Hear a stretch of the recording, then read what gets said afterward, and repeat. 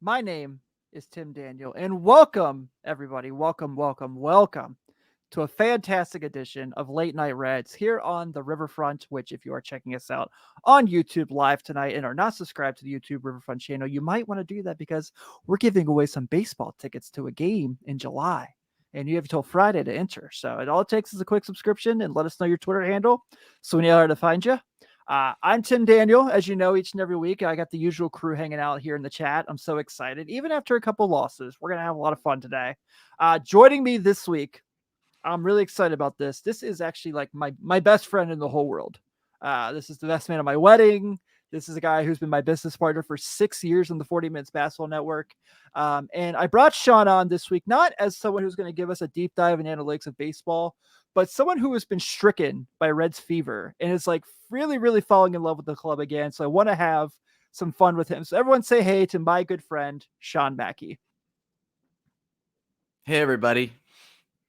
You already have Pat Magooch. Pat Magooch has already accepted you, so therefore you are in. Thanks, Pat. Yeah. Sydney says, what's up to Sean? So Sean, before we kind of get into stuff, I kind of want to kind of show your background. So like I kind of mentioned, one of the big reasons I wanted to have Sean on was, like I said, this isn't someone who's like going to come to us and talk to us about like, why did David Bell do this in the seventh inning? Though we're going to get to a lot of that. Sean is someone who is like all of a sudden been texting me every day about like, whoa, this is really fun. This is really awesome. Ellie De La Cruz is insane. Matt McLean rules. I love Jonathan India. So I had to get Sean on because you, like a lot of the a lot of the city of Cincinnati, are like, holy crap, these dudes are a lot of fun. I'm watching my language. Chad told me I had to be careful with my language. He actually didn't tell me that. I just told him I would. So I'm not saying the SHIT word this week. I'll try not to say it either. It sometimes when we talk Chicago Bulls basketball on the other pod, I let it fly a little bit too much. So Mm-hmm. hopefully that doesn't happen. But man, thanks for having me on here. This is what an exciting time to not only be a Cincinnati Reds fan, but just a Cincinnati sports fan in general. Like we've been waiting years for this. And to see these young guys going out there every night and just having fun and taking it to good ball clubs.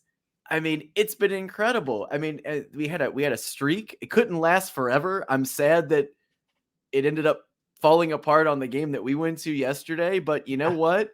Braves, pretty good team. Yeah, they're Pretty pretty good team. awesome. Yeah. So, you know what? It's cool. If you sweep the Astros, that's a pretty big deal, coming off that. It Yeah. can't last for and they still got one. They still got one. And like So, the best regular season baseball game of all time. oh yeah, Friday's game was it was stupid. Friday's game was one of it. You're right. It might have been the best regular season Reds game ever. It was incredible. You got your full cycle. You got Yeah. your Votto. I mean, it was really something. It was really something. And the come from behind, which is becoming their more regular thing. So but yeah, just what a time to be alive in Cincinnati. Yeah. So I've also been trying to push for Sean to become a crossover and become a member of the MLB The Show community. So those in my chat tonight, make sure you push it on Sean to buy the show and start playing a good sports game with us all. Okay. Joey Gaditza, I'm looking at you specifically because I know that up in Canada, you are rocking on the MLB The Show. So we will make sure we get to that, Fro. Before we do get into some red stuff, I want to make sure I give a quick shout out for those of us who are not keeping up with minor league baseball, which is none of us nowadays. Shout out the Chattanooga Lookouts, who are postseason bound for winning the first half of the Southern League North Division. So they have clinched their spots in this year's Southern League postseason in the Double A. So what an awesome way to start the year. It was pretty cool. And then it looks like, quite a few guys, Larkin said today, Connor Phillips and Arroyo look like they're going to be called up to Louisville since they have now cleaned out the first half of the year. But really exciting times down in Chattanooga. As we know, the Bats have had a really great year too. I loved what Joel Luckup did today, where he talked about like all these guys in the current Reds roster who either spent time or went back to Louisville this year. were able to like just kind of find something and hit really well when they came back to the big league roster. So that was pretty awesome. Branch Brown in the building. How are you, my friend? Good to see you. Hey, man, it's all right. We didn't see you yesterday. I know we'll see you when next time you're in town for sure. I saw you got some Dixie Chili action in today, though. So kudos to that, my friend. I really have been craving that lately. I need to get over there. What an underrated chili in the area too. We Yeah, don't talk about it enough. agreed. If they want to sponsor me, I'll stop eating Skyline. Oh, whoa. Well, let's not get carried away here. Okay, yeah, you're probably right. All right, so let's just recap the week real quick. Obviously, they talked about it quite a bit Thursday on the Riverfront during the Rocky series, but Joey comes back and hits a nice homer on Monday. Tuesday, the game I went to where I met Sydney. I met Sydney at that game. So we got to put some homers from Friedel, from Ellie, and Will Benson, and that was pretty awesome. Wednesday, Andrew Abbott has a 10 strikeout game. Jake Fraley has a big home run. Friday, like we talked about, which we're going to get into a little bit deeper later, Ellie De La Cruz hits for the cycle. Joey Votto hits 2 home runs. Joey Votto hit 2 home runs in a game, and it's not even the top story. Is kind of fascinating when you talk about Friday. Yesterday, the game Sean and I attended did not go our way as there were some very, very questionable decisions. Sydney, I definitely appreciate that you shout that out. I got some photos I'm sharing later in the show, not to spoil anything, of my daughter's first game. So I'm really excited to show those. So I definitely appreciate that you call her a good luck charm.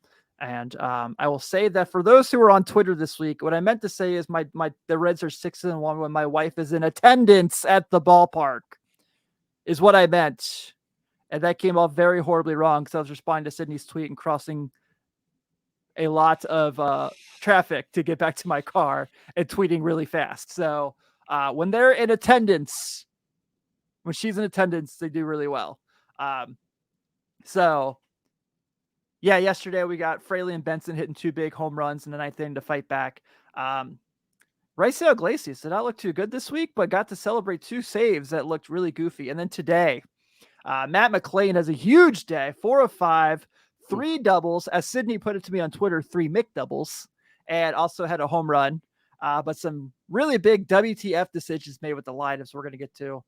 So Sean, obviously, like you said earlier, all good things must come to an end. This was an awesome win streak, a fun week of Reds baseball. I was, being at the game where they hit the 10 straight wins was awesome. We got the La Rosa's pizza on the last out of the game. Shout out Alexis Diaz. But this was a pretty awesome week. Oh, yeah. Yeah. I mean, a streak like this, this was first time they'd done something like this since 1957. Is that right? Yeah. Yeah. So, and the all-time record was 14 and it was in 1890. So pretty good for this young club. I'll say this. Ellie De La Cruz has been amazing. I know he's been kind of the guy that everybody's been talking about. McClain has been just unreal. And Votto coming back, just everything just feels good with Votto back too. So it feels like there's like some continuity there. It's kind of bridging the old with the new. And he's not like coming in, like the old timer who, deserves respect. He's just fitting in with these guys and he's supporting them. And you got to love everything that Joey does for this team. So I am just thrilled with the way everything went. It kind of sucks to come out, down 2 losses during the weekend, but these guys have got to be tired, man. Like I know we were talking about this on the way home from the game yesterday, but it's like being a baseball player. Like you just don't get any days off. Like it is just go, go, go. Coming off the late Friday night game, coming into was a 4:10 start for the Saturday game and then doing a 1:40 start today. You're just going. And like to be able to keep that momentum up through the amount of games that they were able to keep up. It's just really, really incredible. And, I'm happy that I live in Cincinnati and I can root for these guys and I can hop back on the bandwagon because you can do that if you live in the city. You can do that if you live in the city. Like I got a friend at work who just, like 7 years ago was like, I'm going to be, I'm gonna be a Patriots fan. I'm gonna be a Brady fan, and I'm like, it's a little late. Yeah, It's a little late to do that. So, I think you can jump back on, and I think the big thing right now, I want to see this team get into the playoffs. We need the playoffs this year. We got to do it. I was just quickly glancing over playoff history from the Reds over the last 25 years, and I forgot. You forget how abysmal it's been. So this is huge. This is huge. Yeah, the 99 team was so unbelievably fun, and just like it broke my heart. Like I don't normally hold sports grudges, but Al Leiter like is on my shit list for my shoot list. Sorry, Chad. For eternity. For the 1999 one game wild card. But yeah, the playoffs. The fact that we're having this conversation is so cool. I want to mention real quick. Today, Randy Wynn got to pitch 2 1/3 innings. So like Randy Wynn is like the real life version of the Rookie, which I know is based on a true story. But I don't think Randy Wynn's gonna have Dennis Quaid play him and who do his one facial expression in a movie. This one. I don't think that's gonna happen. But what a story for this guy, man. So Kyle Boddy, who used to be working with the Reds as a pitching coordinator in the minors, who was like drawing a lot of fans who don't like him anymore. But that's not the part we're talking about here. Talked about when they signed Randy Wynn, he was 26, and they signed him out of independent league ball. And then so he pitches like some innings in single A, and he's like 27 years old in single A, which is like pretty high up there in age. And then the pandemic happens, and he's like basically sitting there waiting for the call that he's going to get cut, and they're just going to move forward without him because of his age. But he's like, I'm 28 years old. I haven't been in Double A yet. Like, I probably don't have a shot at the big leagues. So I guess he gets the call during COVID, and they're like, hey, dude, like, work on your secondary pitches, and we're gonna have you go to Double A when minor league play starts. So 21, he goes to Double A, and he's awesome. Like, he's really, really good. So this year, he's in AAA with Louisville. He's really, really good again. Getting guys out of the bullpen. So today, it's announced like this morning that he's getting put on the big league roster due to the Ben Lively injury and everything else that's kind of happened. And I'm like, really, a really tight game, really much needed situation where you got to rely on your bullpen because Levi Stout only goes about 3 innings, which you kind of understood as well. The dude gives you 2 1/3 of this really, really good baseball, man. It was really, really good. So I thought, what a cool story for him to be on a competitive first place. That's the other thing that's different than the Rookie is when Jimmy Williams went to the Rays, they were not the Rays of today. They were the abysmal Tampa Bay Devil Rays. So he's got that up on Jimmy Williams as well. Jimmy Morris, I don't freaking remember. I just remember Dennis Quaid doing this. Man, forgot all about that movie, to be completely honest with you. I don't even know if I've seen it pop up on Disney Plus. Totally forgot about that one. Yeah. Definitely did not make it to our Riverfront baseball movie draft that Chad Dotson is still very mad at us about. Ooh. Yeah. So Zach, I wonder if there's like articles on it per se with you asking why fans don't like Bot anymore, but it feels like, and I'm just kind of talking on vibes. It feels like there's some unhappiness towards him with how he left the system, how he left the organization. But I think like the organization probably needed him for what we're seeing now. But yeah, I just kind of wanted to talk about that. Sydney, I have 0 playoff memories. I was at Game 4 in 2012. So I don't ever want to remember that ever again. So we'll go with that. But yeah, fun week. Really, really cool. You know what made this week super fun, Sean? Is Joseph Daniel Votto returned to the big league club. And I was telling you when I was in Louisville covering the bats that one game that he was swinging the bat really well. He had like a 104 off the bat on a single to right field that bounced in front of the right fielder. He was, really aggressive. His swing looked smooth. It was really, really nice. So to see him come up here, I kind of talked about this with Chad on Mondays emergency podcast we did talking about his return, where I wasn't necessarily surprised that he did this because I got a little bit of a sneak preview at it the day I was in Louisville. But since he came back, I did not expect he was going to come out there and hit 3 home runs and score 4 runs. He's got a 435 on base, 778 slugging, 3 homers, 7 RBI. He scored 4 runs. He had that awesome situation in Colorado where he gets hit by 2 pitches, and one of them you can definitely tell he dipped his elbow into it to get on base. And I swept out the tweet that said Joey Votto is the ultimate run creator, and I got a couple laughs, so I appreciated that. But you mentioned what you said earlier that having Joey back just it feels right. Everything feels right in the world when Joey Votto is wearing a Reds jersey. So this was pretty awesome.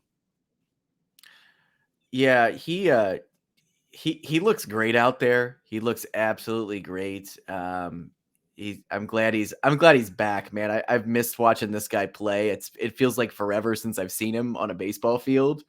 Even though it hasn't been that long, but like it feels like forever. But just hitting the ball well. He's such a good character guy for this team. Yeah. And he's such a culture fit with the team too. A lot of times when a guy of Joey Votto's caliber, leaves and then comes back and he's not, the big dude anymore, or, the one that everyone's there to see, it kind of messes with that player. And not with him, man. He's a team guy and just, like I said, good culture, dude. Yeah. Jared on Vinyl has a great point here. By the way, Jared on Vinyl, Sean is an incredibly impressive vinyl collector. You guys should probably link up. So you'd appreciate him. But what he says here is, I always thought to worry about Votto in AAA was dumb. We know who he is. He's looking to see pitches and get a feel for the game and every possible outcome. He wasn't looking to put up stats. That's 100% right. Like that first stint when they started the year down there, wasn't going well. And he just didn't feel like himself yet. And those last week or two, down there, he just kind of found his groove again. He hit that huge homer to deep center. And I thought for the most part, he's looked great. I mean, he struck out on some pitches since he came up, but it's baseball. You're going to strike out.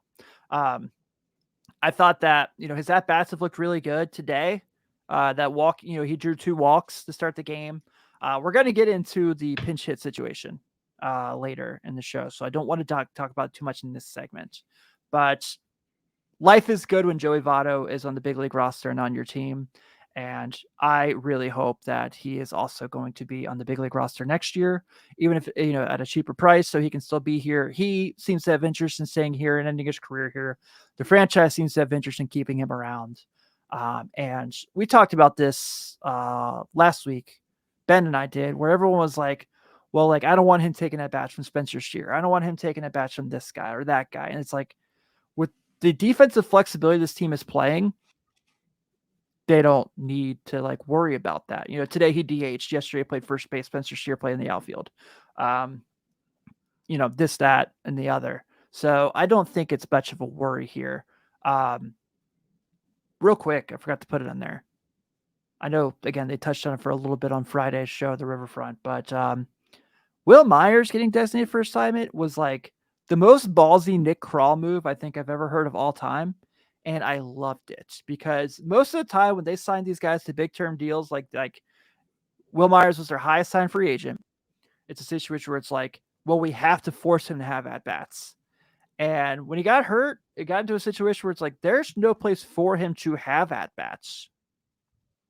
And so that was kind of awesome. And not against Will Myers. I hate that he lost his job. He seemed like a great dude. I thought it was going to be a great signing for the team.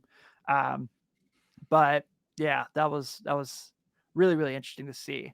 But yeah, Pat, that's definitely something I could see. I could see Will Myers next week suiting up in San Diego, playing the Reds in Cincinnati.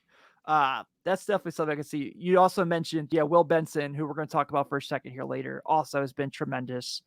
Jared, I think you're right. If he wants to play next year, I have a hard time really seeing Joey play anywhere else. I know Toronto's always talked about, but I don't think they're going to be able to pitch to Vlad Guerrero Jr. Hey man, we're bringing in Joey Votto, and you've got to sit there and or like even to Joey, like, hey, we'd love to have you in, but we have Vlad Jr., so you're probably not going to play as much as you want. And so I don't really see that happening.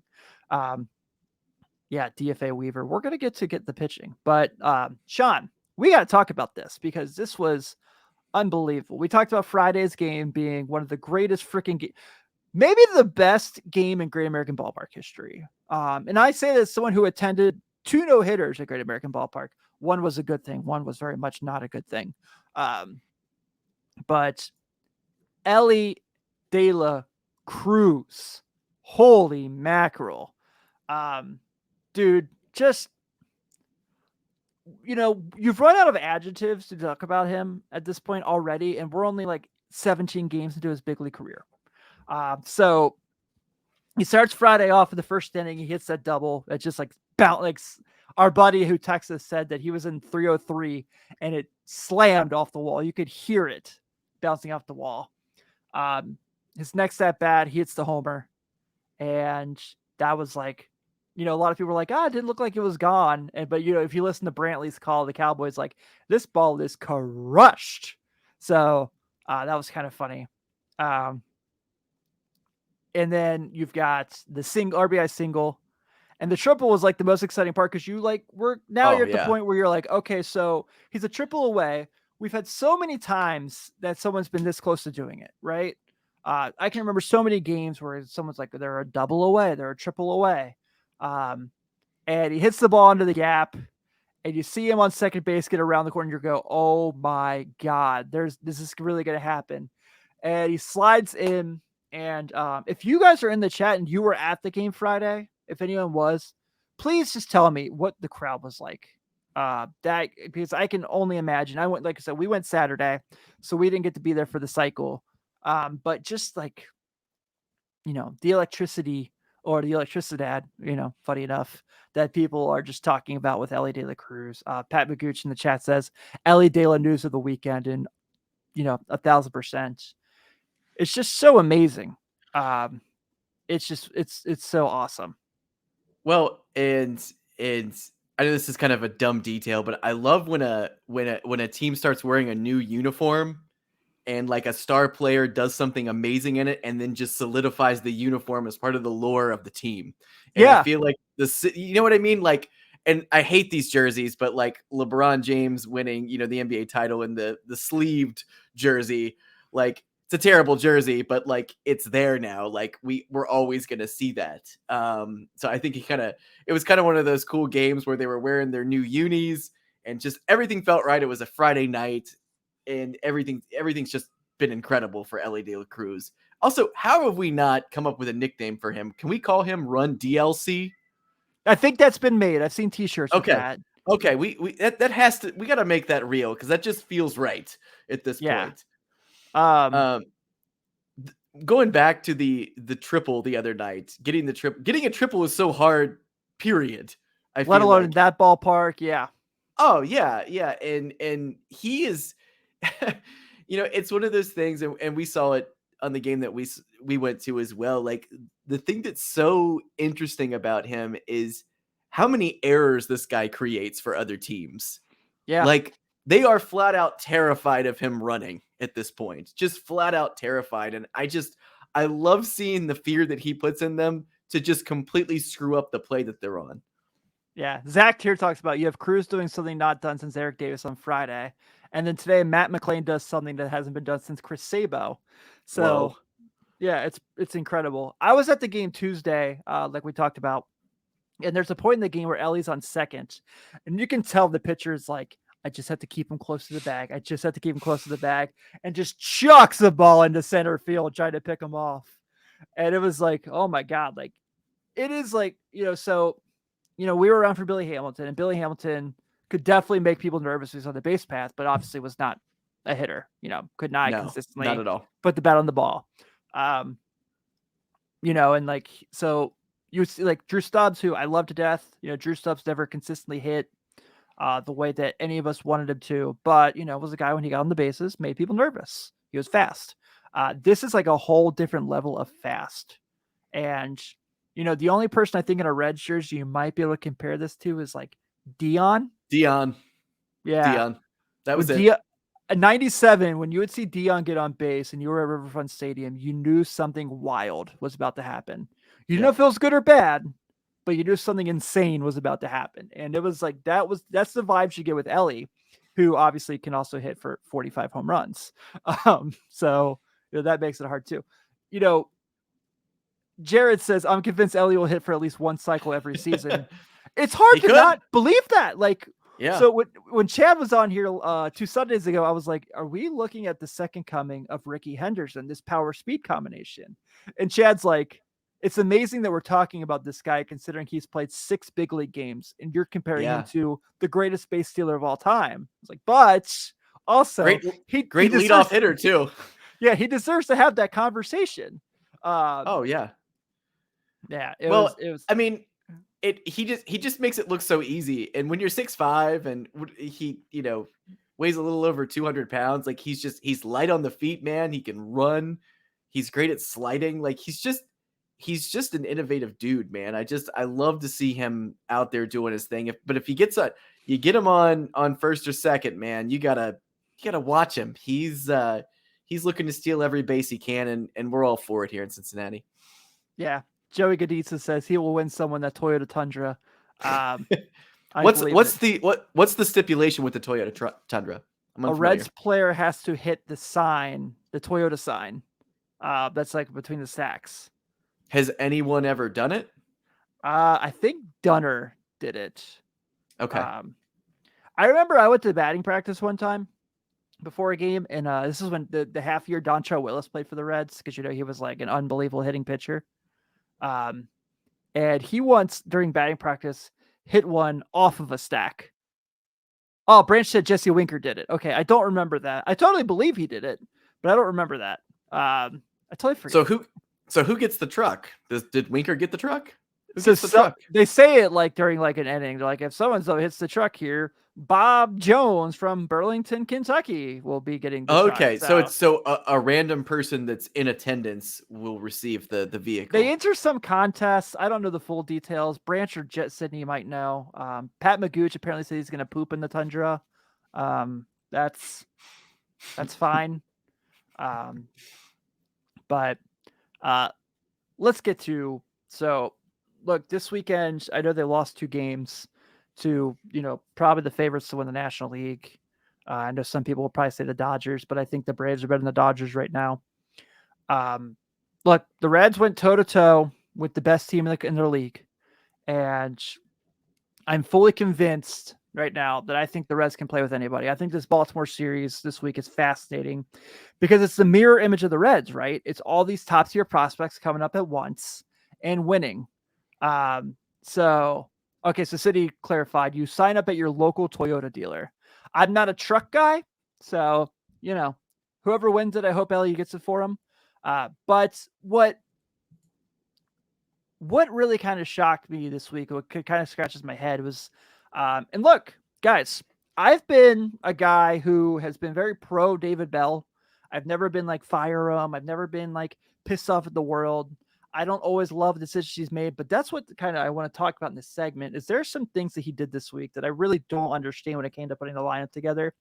And I just wanted to highlight a couple of them. I'm not saying they're right or wrong. These are just things I've seen people like talk about.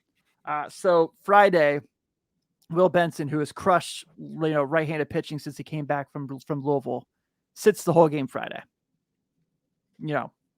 I guess. But so that was kind of scratching to me. Granted, they won and it was obviously an incredible game. But if I told you Will Benson's facing a right-handed pitcher, you're thinking he might get a double or a homer or something in that game. So there's that. Yesterday, Tyler Stevenson gets a day off. I'm not against Tyler Stevenson getting a day off, but against a left-handed pitcher where he's hitting, he's got an OPS of like 770 against left-handed pitching. Wow. Can't have that. That. He's got to be in the lineup that day. Nick Senzel, who, look, we all know I'm as pro Senzel as it gets. I wore a Nick Senzel jersey to the game yesterday. All right. I might have been the only person in the ballpark wearing it. But we know what he is. Left-handed pitching, crushes it. Right-handed pitching, not so much. So in a situation where they take the left-handed starter out, they bring in a right-hander, Senzel, they don't sub him. They don't sub Earl Benson, and they don't, Jake Fraley's off the bench as well. Which will, they both come in, and when in the ninth inning, they both hit home runs to make it a 1-run game. So that was interesting.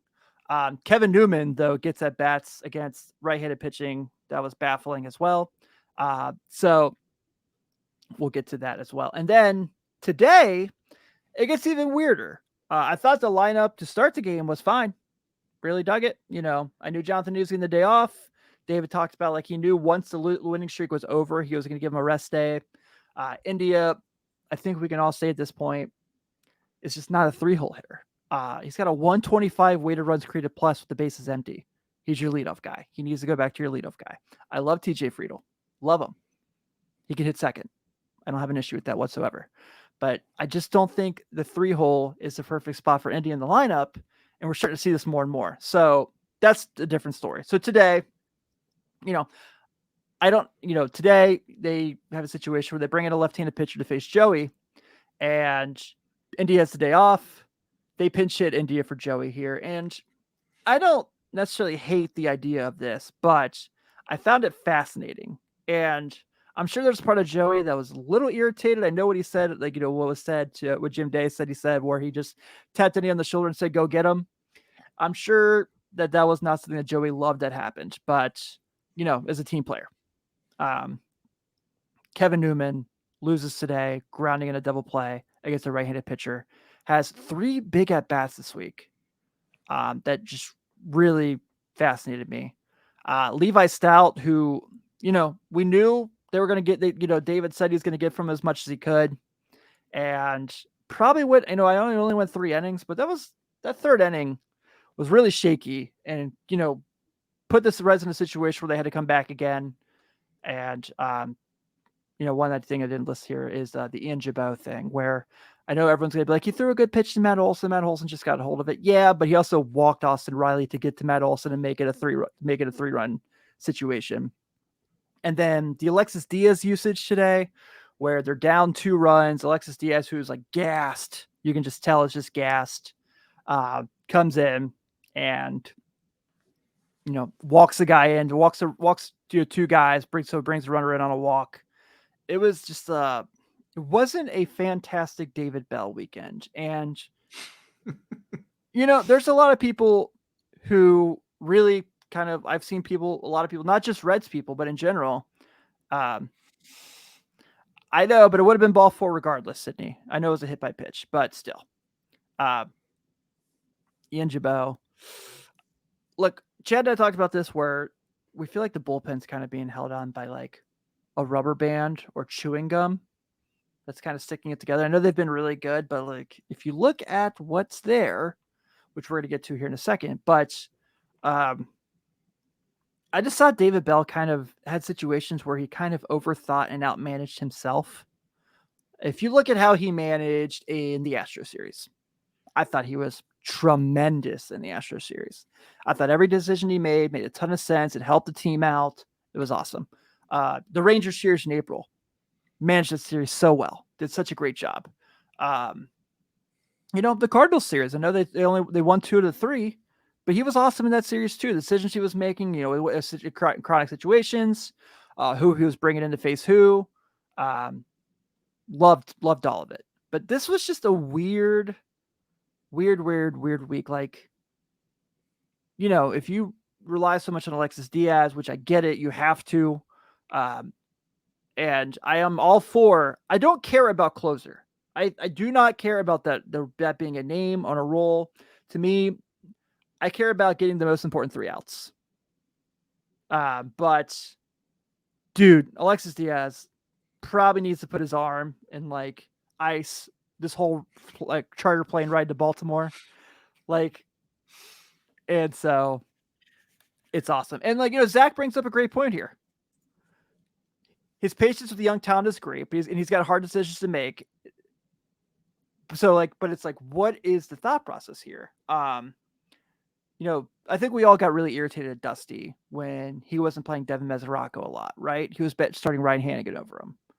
And so that makes this all kind of interesting and fascinating. We're kind of going through that kind of similar situation at times, but I just feel like he kind of managed himself out of a couple wins this week with some of the decisions he made. I'm not anti the whole, like, I know a lot of people, I feel like Joey Votto's earned the respect to face a lefty there. I get the baseball strategy side of it to have India come in, but I don't know. It was just not the most comforting weekend. I think the Will Benson, Jake Fraley, Tyler Stevens stuff yesterday really kind of what was frustrating for me. How long's Bell been there now? How long has he been with the team? This is 5th year. 5th season. Okay. You wouldn't think that there's any pressure on him this season with what they have going. I didn't think so either. No. I think he probably thought it. Coming off last year with 100 losses and. Yeah. Okay. I'm kind of like I said, I'm just dipping back into this. So I'm the manager situation. I think I asked you a couple weeks back and I remember he was managing them a couple years ago, but I wasn't sure he was still there, to be honest with you, after last season. But, yeah, you didn't seem very happy after the end of Saturday's game. You were questioning a lot of things. Yeah. I'm not anti him at all. I genuinely really like him. I think he's done a good job with what he's been handed. Like, anyone who wants to be mad at him for the years they've lost, like, look at the bullpens he's had his years here. They've all been brutal. This is the best one he's had. And your most reliable pitcher, not named Alexis Diaz and Lucas Sims, is Alex Young, who I like Alex Young, but Alex Young is not Sean Marshall. Alex Young is not Norm Charlton. You know what I mean? Like, all these, like, Lupinella had, we're never going to have another Nasty Boys. Probably not. I think the 2012 with Broxton, Marshall, and Chapman was the closest we'll ever get to it. But I think that there's a lot of situations here. So Sydney says if he's going to be pro splits, he needs to commit. I agree. But yeah, so Zach says here, his family has deep ties to Cincinnati. He does have a good baseball mind. You don't become an MLB manager if you don't know the game. I definitely agree that he is a good baseball mind. I just think some of the decision making is really head scratching. Buck Farmer has been really solid for this team, but he's another guy that's like, is he pitching over his head? Because at some point this could potentially come crashing down. This is why, like, I've been so pro bringing Chapman back and talking about that. And, that brings us to the theme of this week's show. Get the pitching. Get the pitching. Get the pitching. Everyone say it with me. All right. So this is what we saw this week from our starters. Brandon Williamson on Monday going 5 innings. Ben Lively on Tuesday going 4 innings. And then apparently going on the IL with a strained pectoral muscle. Andrew Abbott, absolutely awesome. Absolutely awesome on Wednesday. But Luke Weaver on Friday, we know, like, when Luke Weaver is on the mound, the idea is don't give up too much where the team can't come back on offense. And so, he kind of did that. He did throw 45 pitches in the first inning on Friday. That was not ideal. Yesterday with Doug, with Graham Ashcraft, I know there's a lot of, like, the reports out there where his stuff looked solid, but it's his first start back. I'm confident that he's going to find his way. I've not lost doubt in Graham Ashcraft. I'm going to give him the benefit of being his first game back, but there was definitely some stuff where it's like, you could tell he was getting back in the groove. And then today, Levi Stout, you knew what that was. I knew we all were kind of watching to see what was going on in Double-A with Connor Phillips, because he got pulled early in the first inning. And Doug Gray talked about the fact that he didn't look injured or anything. They just took him out after 35 pitches in the first. I guess it was more a situation where I guess he might be going to Louisville after the Lookouts clinched the Southern League. But yeah, Zach Howard, you have a great point. Luke Weaver is the Reds' equivalent of the sacrificial lamb.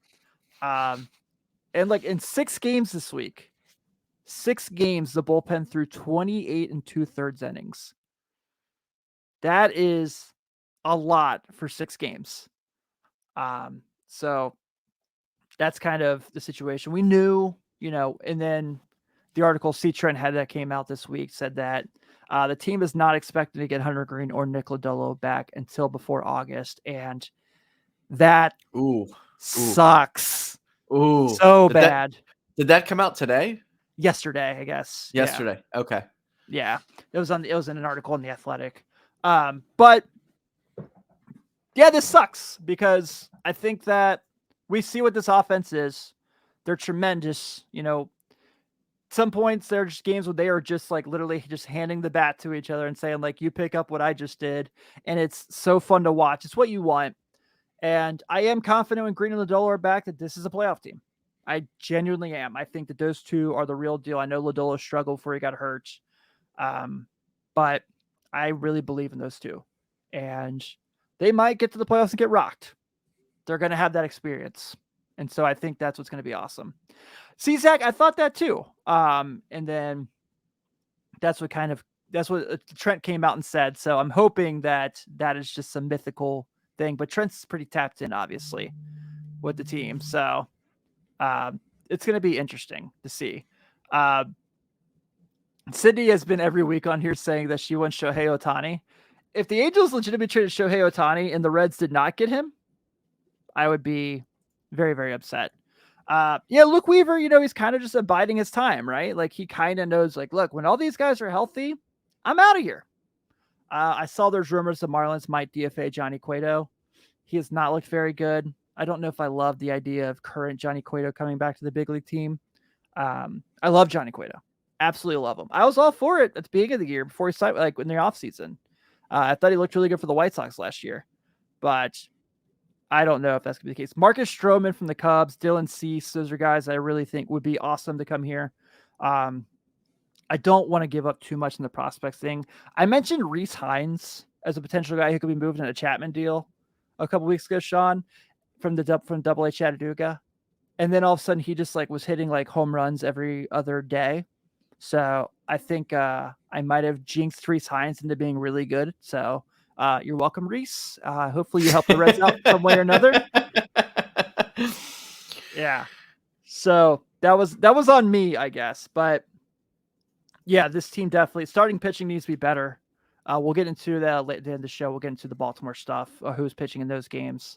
And Zach, people saying that we can't be nostalgia blind. As far as Cueto, yeah, I agree. You can't bring Cueto back because he was a Red. Like the whole Bronson Arroyo thing his last year, when he kind of came back and pitched for the team for the year, the team was way out of it. And I love Bronson. I think Bronson 1,000% deserves this Reds Hall of Fame induction in a couple weeks. Yeah, I don't want that Cueto, but Aroldis has been good. Like Aroldis as a guy who come in and face lefties, a setup for Alexis Diaz. I absolutely love the idea of it. That's the only thing I'm getting at there. But Tim, I got to ask you real quick because I know you've brought this up on the show before. A couple weeks back about Chapman possibly coming back to the Reds. Who do you give up in a deal like that for Chapman? If I am doing it, the Royals are probably going to ask for. There's obviously a line that you don't cross. So sure, Marte, Arroyo, Strand, Connor Phillips, those guys, they don't go. But there's the Ivan Johnsons, there's the, Matthew Nelsons, those guys who like you're thinking more of. That's what he's probably at in value as far as like that 1 year deal. He's making about $1.5 million the rest of the year. That's the conversation I'm having. I'm not saying like you can have Reese Hines because I jinxed Reese Hines to being a Double A All-Star. So, but you think there is a deal to be done? They could get that done. Okay. Sure, yeah, because I think the Royals are a situation where like the Royals are also really terrible at their management of their organization. The fact the Royals have won a World Series in this century blows my mind because I feel like they're awful. Granted, Johnny Cueto did go there and win a World Series for half a year. So he was also really bad that half year in Kansas City. God, that was like a lifetime ago. Remember the Cubs won the World Series? That was also a lifetime ago. Yeah, I feel like baseball is interesting that way. There's so many, it's so hard to be consistently good at baseball all the time and have that. But you have these weird years where the Royals win or, like you said, the Cubs win, and it's cool. Man, can we just get that? Can we get that? Even weirder, the year that the Royals won the series, they played the Mets. Oh, whoa. Yeah, right. Yeah. I forgot all about that year, man. Yeah. That was like one of those ones I was like, what is going on? It was fun. It was a really fun Yeah. year. So City lists all these guys are hurt who are starters in the system. Justin Dunn, Nick Lodolo, Hunter Green, Connor Overton, Derek Law, and Ben Lively. Sounds like Derek Law is going to be pitching in Dayton for a couple days. So maybe I need to make a trip up to Fifth Third Field. One of my favorite minor league stadiums. Literally set up 1,000% just like the Bat Stadium. So I assume they had the same architecture for that, but that would make a lot of sense for the Reds to reuse blueprints, right? For sure. So yeah, this moral is, let's do it again, folks. Get the pitching. Get the pitching. Get the pitching. Sydney brings up a good point. Mike Moustakas was on that Royals team. How about Mike Moustakas getting traded for the Angels like last night after the Angels had a 13-run inning on the Rockies? Did you see this? Dude, no. Yeah. So check this out. Last night, I think the score was like, at one point I looked at my phone on the MLB app and it was 23-0. Whoa. Yeah. So the Angels literally had a 13-run inning against the Rockies. Not a game, an inning. What was the final score? Last I saw was 23-0. Let me pull it up real quick because now I'm curious.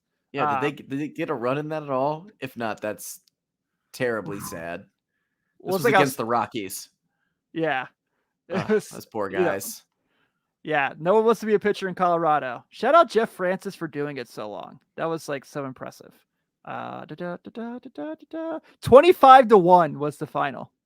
Wow. I don't know what you do in a situation like that when you're pitching in an inning like that at that point. I mean, not great.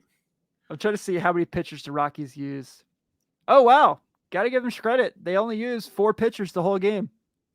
Those dudes, they were like, you're going to just have to eat up these innings, and whatever happens, happens. They had a guy, their third pitcher that came in the game.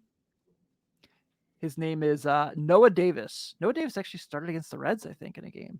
He went 3 innings, gave up 9 earned runs, 11 hits.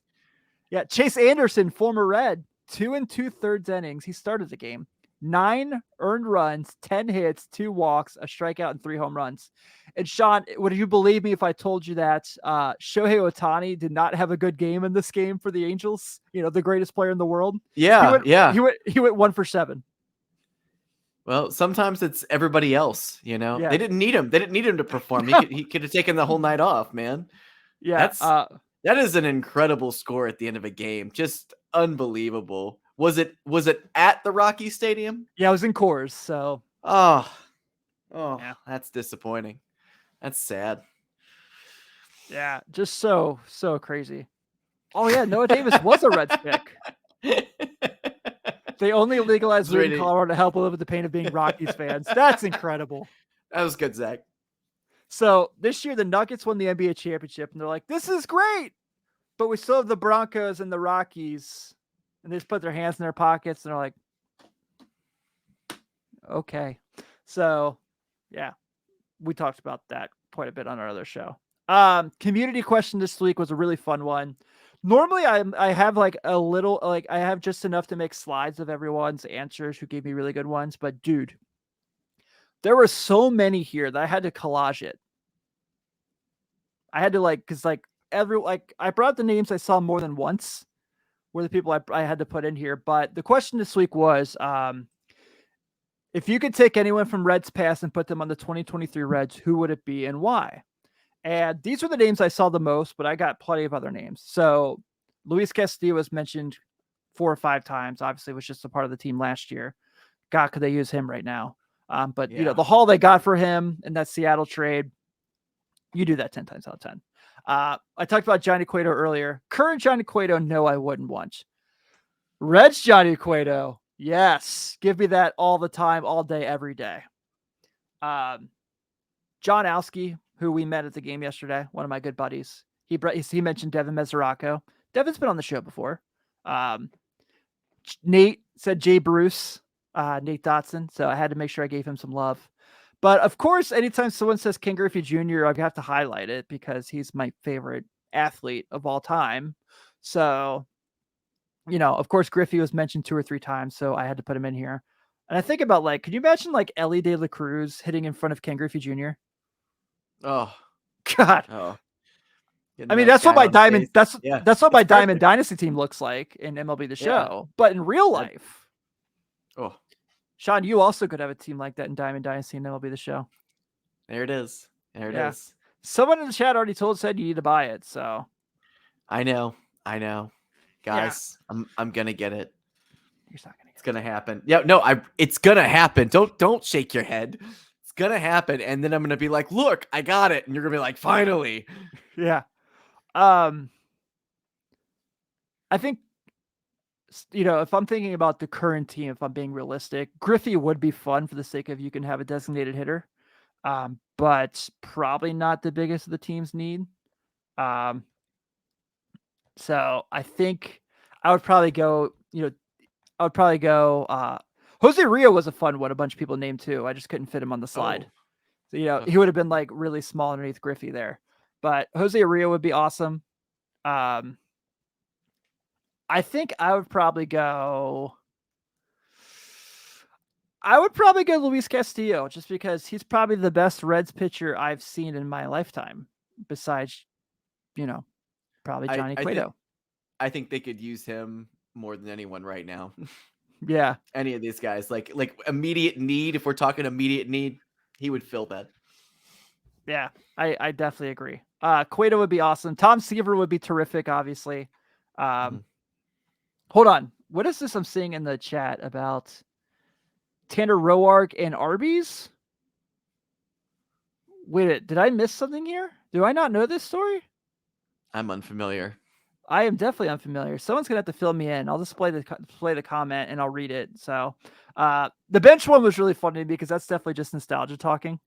Where people are like, that's like me being like, I would love to have Joe Morgan, but it's like, okay, where did Matt McClain and Jonathan India play at that point? And I'm like, I don't know, but I'd love to have Joe Morgan because I freaking love Joe Morgan. He's the man. But oh my God, I forgot about that. Okay, I forgot he got traded while he was in Arby's. Was that when he got traded to the Reds, when the Reds traded him to Oakland? I can't remember the details. But yeah, that's awesome. So yeah, Joseph, it was Mike Leake that swapped shirts from a Macy's, which was the funniest story of all time at the moment. What's some other goofy Red stuff that's happened? Okay, so it was when he's traded to Oakland. City clarified that for me. Perfect. I remember. God, there have been some goofy Reds things. I remember Brandon Phillips getting arrested, but released really quickly for speeding with his mom in the car during the 2010 season. I remember that. I don't know if I have that detail 100% accurate, so I'm gonna go ahead and put allegedly in front of that. The Tommy Pham fight is an all-timer. The fact that he apparently went and slapped Jock Peterson in the outfield last year for holding a guy on the IR in fantasy football is amazing. That's incredible. Wow. Man. I remember Todd Frazier gave someone the Heimlich maneuver to save their life when they were in Pittsburgh. That was crazy. Never heard that story. That's a good one. Yeah. Dude, if we talk about City brings up the Puig fight, if we talk about the Amir Garrett fight is the greatest thing of all time. First off, he fought the Pirates, who, I would fight the Pirates, as we know, guys. I would lose, but worst City Connect jersey, the Pirates, right? I mean, looks like the guy drew it on an Etch-a-Sketch. We're walking in the stadium yesterday, and that was one of his first comments. We were talking about city jerseys, and I'm like, man, anytime he can throw some dirt on the city of Pittsburgh, Tim's gonna be your guy. He's gonna be your guy, and he's gonna do it, and he's gonna be so confident that he's right about it that that's what makes him great. Yeah, that's right, because the people in front of us were wearing the Brave City Connect. And we were talking about they look so cool. Yeah, I love that Braves color scheme. I don't know if I speak for everybody here before we kind of get to the last two segments, but I do want to make sure I say I've been going to Reds games my whole life, and I've seen plenty of teams have other fan bases come into town. I've been to so many Reds Braves games. Braves fans are great. They're like really fun and they're really nice. And this year we didn't hear that stupid chop the whole like thing now. I guess maybe it's outlawed, hopefully. But while we're at it, we should outlaw the wave. But that's a kind of a conversation for another time. But Congress, if you're listening, let me know how I can get a petition started to outlaw the wave. But Braves fans are great. Like every time they've been in town, I've like had Braves fans sit around me and they've all been nice, or like they've been like a family who just there like checking out the ballpark, seeing our team. I actually really like them. They're like a lot of fun. Well, I didn't see them like storming out of the stadium on Saturday talking smack to everybody either. Like I've been to games. We talked about this on Saturday while we were at the game, and it's like I've been to games where the Cardinals fans have been there, and it hasn't been exactly the same situation. Yeah. I miss like when the Cubs were awful and they'd come in and win like a Wednesday night game here. And so many Cubs fans here. Jesus. We'd be like, yeah, but like you guys didn't win a World Series for 100 years, and now we don't have that anymore. So it's like, shit. So yeah, shoot. I'm not gonna last long with this whole thing. No, you're not. We're gonna have to get you a swear jar. I know. To be fined. All right, so let's talk about the week coming up. I'm really excited for this Baltimore Orioles series because it's a kind of, like I said, it's kind of the mirror image of the Reds, where they brought up a bunch of their young prospects and just started winning. And it's like being competitive right away. So, Gunnar Henderson's one of my favorite players. Adley Rutschman is like a guy I've been collecting baseball cards for 4 years because I just knew he was going to be incredible. So I love this Orioles team. My wife's family has ties to Baltimore. I think I told you this. My wife's family lived in the same neighborhood as Cal Ripken and Johnny Unitas in Baltimore. Oh, wow. So that's kind of cool. So, the series, so you got Brandon Williamson against Cole Irvin. Left-handed pitching against the Reds. Give it to me every night. I will take it. Jordan Westburg's coming up tomorrow for the Orioles. He's their number one prospect now that they've had these guys move up. Andrew Abbott and Tyler Wells, that's going to be fun. Two young dudes who are just really, really good and figuring out how to be major league pitchers and kicking butt while they do it. I'm stoked for that series. I'm stoked for that matchup on Tuesday. Wednesday, you got Luke Weaver against Kyle Gibson. Kyle Gibson kind of like this guy who's always seems so close to putting it together and just being awesome. Like his Minnesota years, I thought he was going to be incredible. I thought he was going to be Johan Santana. And he has not been. But he's been good now. So Friday, when they come home for the Padres on the City Connection. So don't forget, if you have tickets for the game Friday, it is at 5 o'clock. It is at 5 o'clock, 5:10 first pitch to be exact, because of Taylor Swift. So do not make the mistake of showing up to the ballpark at 6:40. I'm sure you knew this already, but I just want to make sure I'm doing my right things. Graham Ashcraft against Michael Waka, the old Cardinal who used to kick our butt. He's kind of in town. Saturday, that hasn't been announced yet, but if it goes in the current rotation, it'll be Levi Stout against Seth Lugo. Lugo's been really good. Then Sunday, you got Brandon Williamson against Yu Darvish. I'll be there Sunday, so if anyone wants to go. Sydney has a ticket Friday if anyone to the Reds game or to Taylor Swift. I'm trying to figure this out. We'll get to that here before we get out of here. But I wanted to make sure I had to do a personal moment here and give a shout out. Because Tuesday, the game I met Sydney. Sydney's got a ticket to the Reds game if anyone wants to get it from her, so she can avoid the Taylor Swift crowd. I totally get it. It's gonna be a bloodbath. Gonna be crazy. Whew. Yeah. So Tuesday, Grace and I got to take our daughter Iris to her very first Reds game, and it was so cool. It was awesome. It was like the best, like one of my all-time favorite dad moments, where we're in the stadium. Like I'm wearing the whole like thing, like the whole like Carlos from The Hangover thing, where the baby's like sitting on your chest, and just watching my daughter who's like taking it all in and just kind of like looking around like, this is so, where am I? What is this place? And then my wife went and fed my daughter in the nursing mom section. She had so many compliments how cool it was and how neat it was. So that was awesome. But getting to kind of like share that experience with my daughter, who I know will definitely never remember that, but getting it, Definitely in her, not. getting it in her system, right? That like as she gets older and she goes to games, she's gonna know this is part of like growing up with me being her dad. It was so cool. It was so awesome, and they won.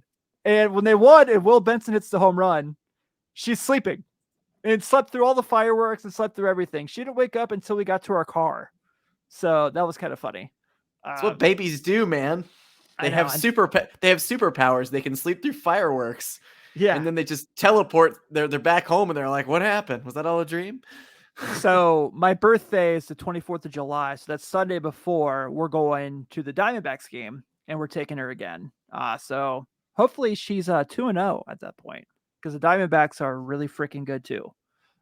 But with that being said, this was another fun edition of Late Night Reds here on the Riverfront. I got to make sure I shout it again. If you're not part of the Riverfront Patreon, patreon.com/riverfrontcincy, couple bucks a month, you can hang on our Slack channel, and it's a blast during Reds games, or just, I'm sure when I check it after this, it's going to be wild. But we have a great time in there, just kind of talking about everything, movies, collectibles, fantasy baseball, the Reds, the Bengals, like we talked about it all in there. So take some time to do that if you can. It's a lot of fun. If you're listening to us on whatever app of choice, be sure to give us that nice solid 5-star review. Subscribe to us on YouTube. Make sure you let us know your Twitter handle so you can be entered in the contest to maybe win some tickets to the Giants game on the 18th of July.